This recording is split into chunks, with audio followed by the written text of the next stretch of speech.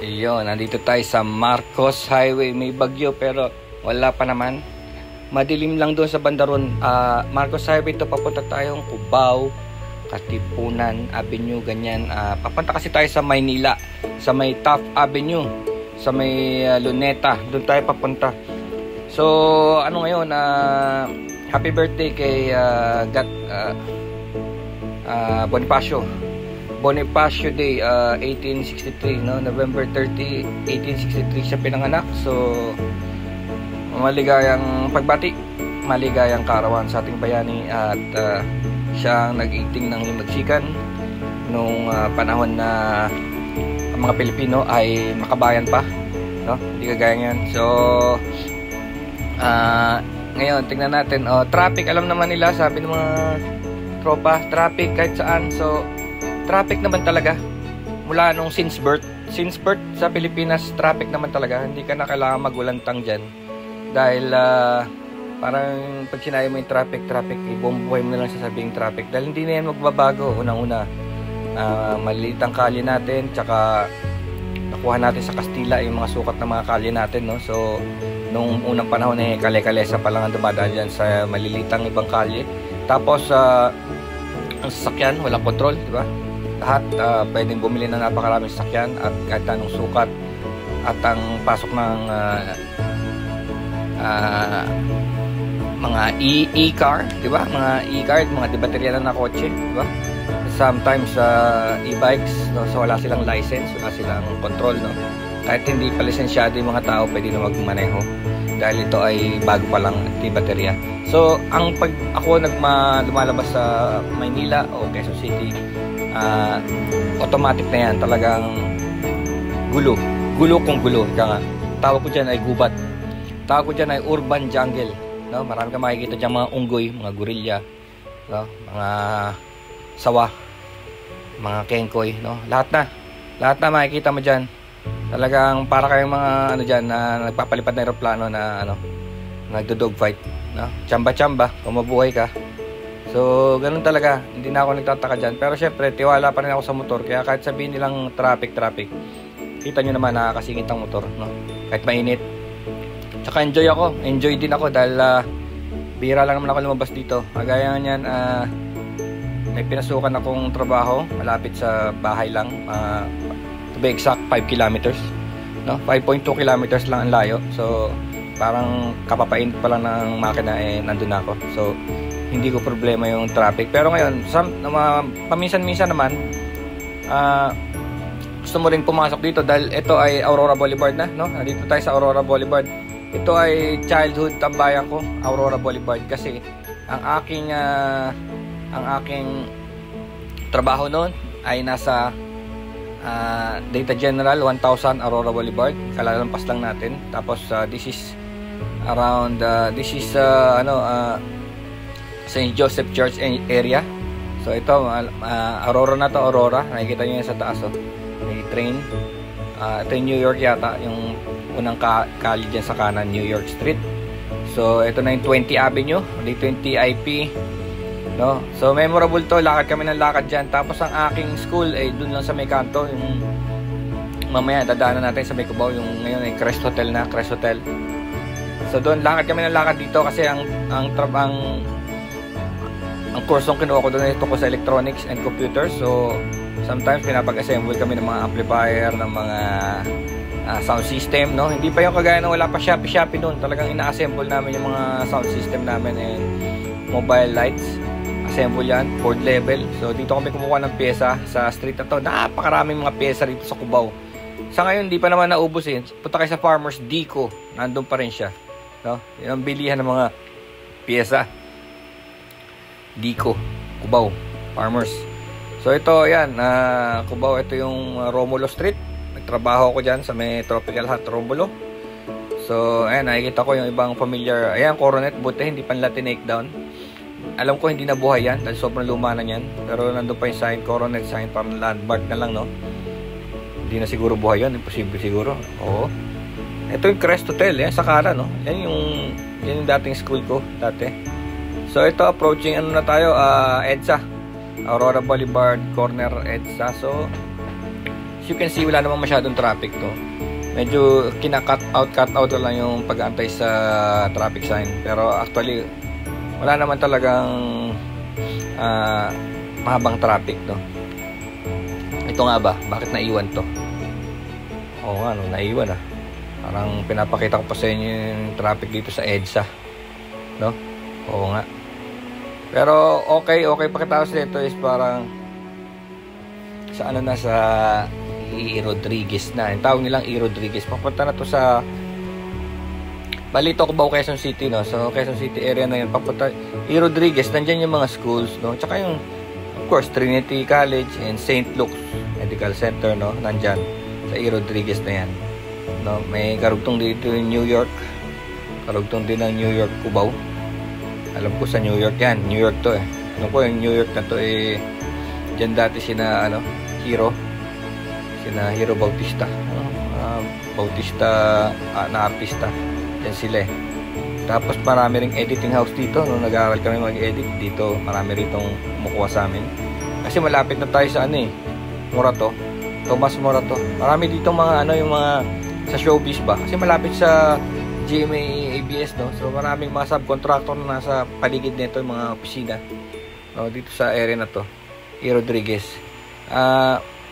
Meron pa rito St. Joseph College, ganyan. Tapos marami hanggang sa dire-diretso to, mga college area to. Pag ikaw naka-aral dito galing Marikina, no? Tapos dito ka nag-aral, malapit to, no? Kasi wala pa sa University Belt, wala pa sa Recto, wala pa sa UST, no? Wala pa doon deep, no? Ang pinakaunang mga pasukan namin doon sa Katipunan, no? Marami doon, Miriam, Ateneo, UP, PSBA, NCBA, no? So yan ang pinakamalapit. Secondary ito, E. Rodriguez to. Tomas Morato na yan, kanto yan ng Tomas Morato. Diretso lang, as you can see, hindi naman masyadong Tapos yung way na pakaliwa, kung kakaliwa ka dyan, papatay na ng Gilmore, no? St. Paul's College. Yan, pakaliwa. Dito sa kanan, dito yung St. Joseph's. Malapit tayo St. Joseph College, E. Rodriguez. So, yan. Kasingit-singit pa naman. Ito yung urban road trip natin. Sometimes kasi nakakasawa na sa bundok-bundok ng Marilake. Hindi naman lalayo. Tagal ko na nagmamarilake kasi mga 10 years na. So, this is the urban Philippines, no? Welcome to Philippines. Anong oras ba to? Oras na ito is around tanghaling tapat, 12, no? 12, kaya siguro hindi na dahilan kung bakit maluwag-luwag na konti. Actually, may mga bottleneck area, pero pag nakamotor kasi madaling sumingit. Tsaka itong Rouser na to is 200cc, no? So, pagka gusto kong overtake, yung slight butas lang, makakapasok siya, mabilis, nimble siya. No? So, ayan nakikita yung mga building na yan. Yung mga building na yan sa welcome na yan, welcome. Kaya tawag nilang welcome rotonda. No? Kung saan minsan may nagrarally, no? Kasi bilog yan eh. Welcome rotonda. Ayan, nasa Trinity area na yun eh, no?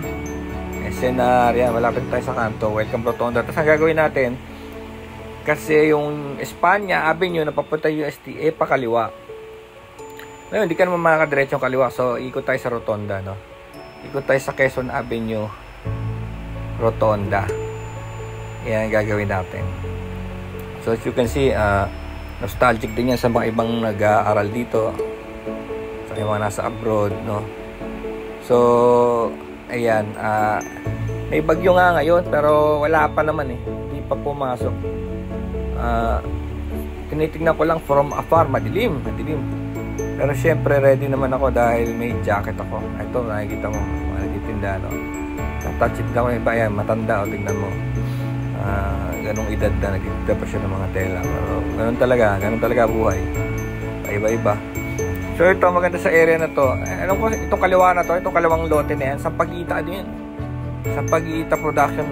If I'm not mistaken, yung bakanting lote sa kaliwa na yan, Sampaguita Production yan, yung mga pelikula yun noong 1960s, no? So sila nagpo-produce. Actually may museum pa yan, nandiyan pa yung mga camera yata nila na So malapit na nito sa area ng Banawe. So may kalye na rin, lumampas na yata. Banawe, yun naman ang bilihan ng mga pyesa ng mga sakyan, no? Yung mga kinakatay, dismantle, chop-chop, gano'n. Kung nandun pa yun, pinag-uhuli na kasi nasa kariton eh.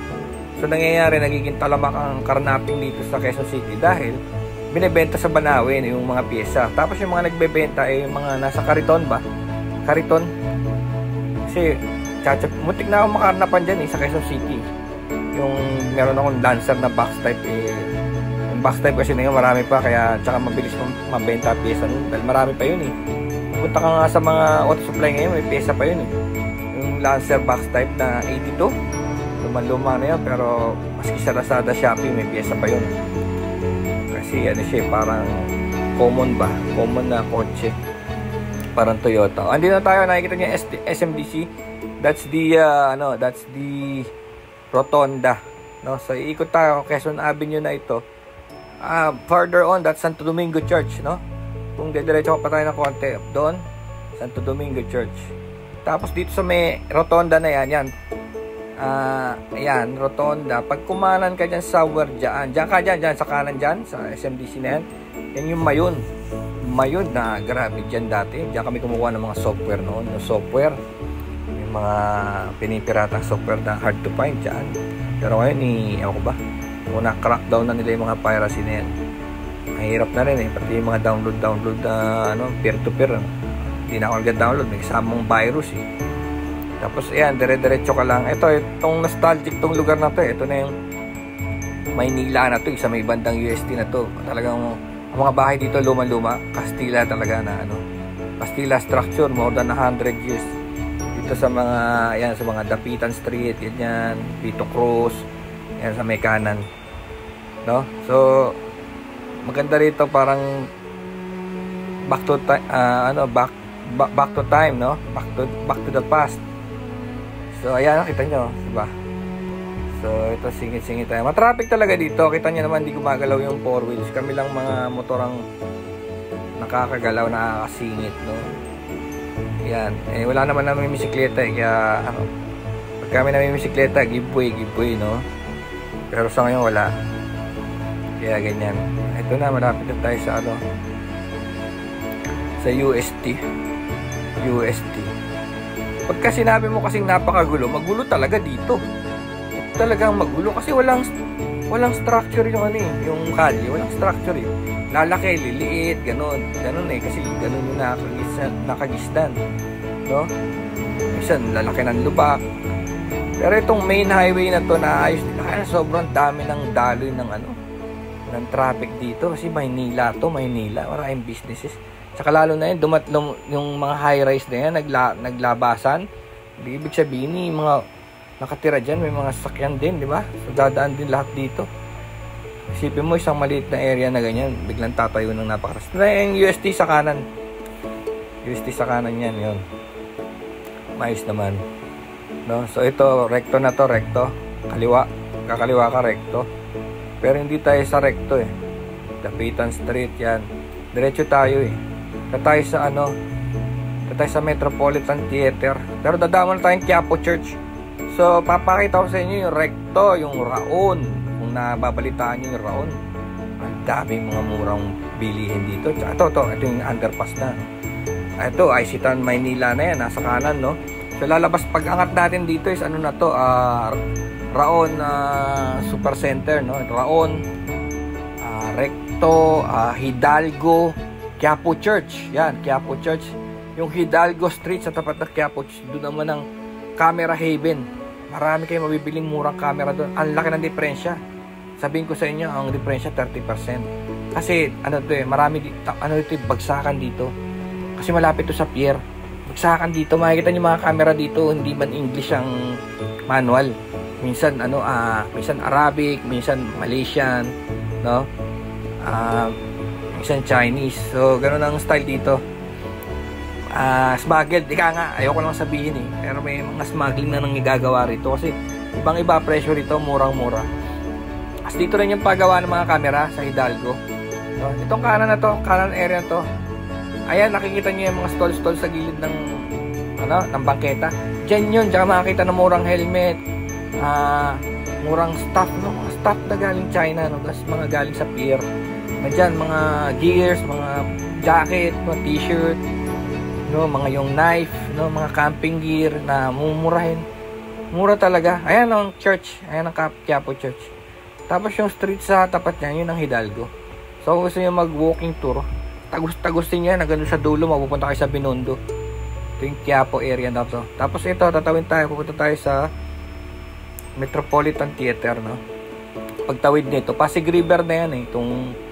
Itong nandyan sa pagtulay na yan. Pasig River yan eh. Yan, di ba? Luma-luma na. Hindi ko alam kung anong bridge to eh. MacArthur yata. Steel Bridge. Luma na rin to eh. Ayan, so malapit na tayo sa Luneta. Ayan yung theater eh, sa kaliwa. Yan yung theater. Maraming, actually, nung graduate ako sa college, dyan ginanap. No? Twice. So, ayan, kaliwa, tapos Luneta. Ito, Luneta area na to. Tapos, Manila City Hall nasa kaliwa, no? Andiyan yung katipunan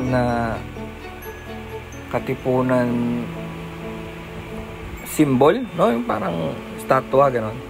Ito yung Lagos Nilad na to eh, parang underground tunnel yun. Paglabas mo nito, UN Avenue niya at Luneta. UN Avenue, Luneta, ganyan. Tapos dito naman maraming ano rito. Sa area na to, maraming applyan, papuntang abroad. Gusto mag-abroad, marami ditong agency dito sa area na to. Kaliwat kanan, dyan, itong kahabaan na to, puro agency yan. Agency, tas andyan din yung Foreign Affairs, no? Passport, andyan din yung PGH, andyan din yung main office ng NBI, no? Ito sa area na to. So, maganda yung kalye, pinaganda na nila kasi dati bulok dito, lubak. Pero ngayon, ayos na. Ngayon, nakita ko, sa kaliwa ako eh. Kasi may ano ko eh. Sa may tapat ng PGH yung pupuntahan ko. Wala siyang left turn, walang right turn. No? So, gagawa tayo ng style dito. Yan ang advantage din ng nakamotor, di ba? So, bawal left turn, bawat right turn. Hindi mo alam kung may U-turn. Palagay ko wala. Walang U-turn. Doon ka iikot sa may ano. Sa may Buendia Avenue. Ang layo pa no. Doon pa yung sa may building. Oh. Kaya ang style dito, total nakamotor, may gasolinahan ako nakita eh. So, kumanan ako sa gasolinahan, kunwari, papagas, no? Pwede ka magpagas. Tapos, pag ikot mo, doon ka na sa, ayan, nakapwesto ka na sa kalye. Ayan, no left turn, no right turn, di ba? So, nakapwesto ka na sa kalye. Pwede ka na tumawid. Kasi sa kaliwang block yung pupuntahan ko eh. Nandun yung gallery. Arte Pintura. Punta ko sa Arte Pintura. Ayan, nakita ko. Ayan, Petron, no? O, ayan. O, diba? No right turn, pero meron ditong gasolinahan, no? Diba? O, parang ka nag-attempt na magpagas. Tapos, ayan, O, ikot ka na. Ayan, no? Natawid na ako sa kabila. So, mga 2 streets, dun yung, pupuntahan ko eh. 2 streets. Nakakabisado ko na kasi nag-vlog tayo rito last time, diba? Nag-vlog tayo last 2 weeks ago yata. So, yan, kabisado ko na. Ito yung, itong First Street dito. Dito tayo nag-goto, di ba? Meron tayong vlog na goto rito eh. Itong First Street. Kaya lang, bawal kumanan, no? Bawal kumanan. Nandun na yung gallery. Ikot tayo doon sa malayo. So, yan, that's the Manila for you, no? Tignan nyo yung Manila. So, from Marikina, Quezon City, Manila, urban road trip. Peace, brothers. Sana nagustuhan nyo. Peace.